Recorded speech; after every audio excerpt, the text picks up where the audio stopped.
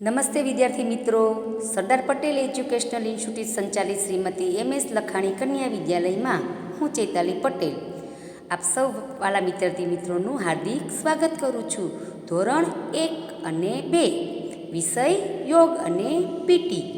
આજે બાળકો આપણે નમસ્કાર આસન વિશે જાણવાનું છે. તમને હું નમસ્કાર આસન વિશેની થોડી માહિતી આપી છું કે નમસ્કાર આસન કેવી રીતે કરવાનું છે. આપણે બાળકો તમને યાદ હશે, આપણે ઘણા બધા આસનો કરેલા છે. પદ્માસન, ભુજંગાસન, તાળાસન, બટરફ્લાય, બરાબર. પણ આજે તમને હું નમસ્કાર આસન કેવી રીતે કરાય તેની માહિતી આપીશ. રોજ સવારે સૂર્ય સામે ટટ્ટાર ઊભા રહીને છાતી બહાર કાઢો, ફેફસામાં શ્વાસ ભરી થોડી વાર રાખી નજર સીધી સામે રાખો. બે હાથ એવી રીતે જોડો કે બંને હાથના અંગૂઠા છાતીને અડેલા રહે. આમ કરવાથી શરીર અને મન સ્વચ્છ રહે છે, ગળું સુધરે છે. ગાયકો આ આસન અવશ્ય કરવું જોઈએ.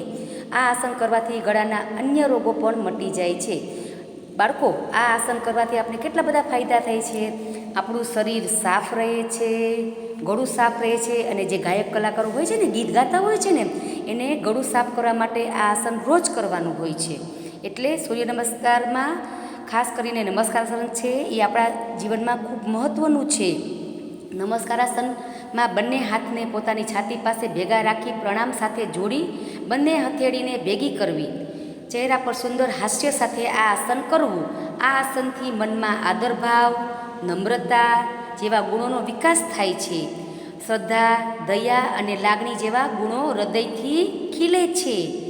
આમ નમસ્કાર આસન આપણે મન ખૂબ શાંત રાખે છે, તાજગી અને ઉર્જા ઉત્પન્ન કરે છે. અને નમસ્કાર આસન કરવાથી આપને માન અને સન્માનનું સૂચક થાય છે. એટલે આપણા જીવનમાં નમસ્કાર આસન ખૂબ જ મહત્ત્વનું છે. તમે પણ બાળકો જુદા જુદા આસનો કરો છો ને, એવી જ રીતે આ નમસ્કાર આસન પણ ઘરે કરજો. બધાને મજા આવીને નમસ્કાર આસન કરશો ને બાળકો? ચાલો ફરી મળીશું. આવજો.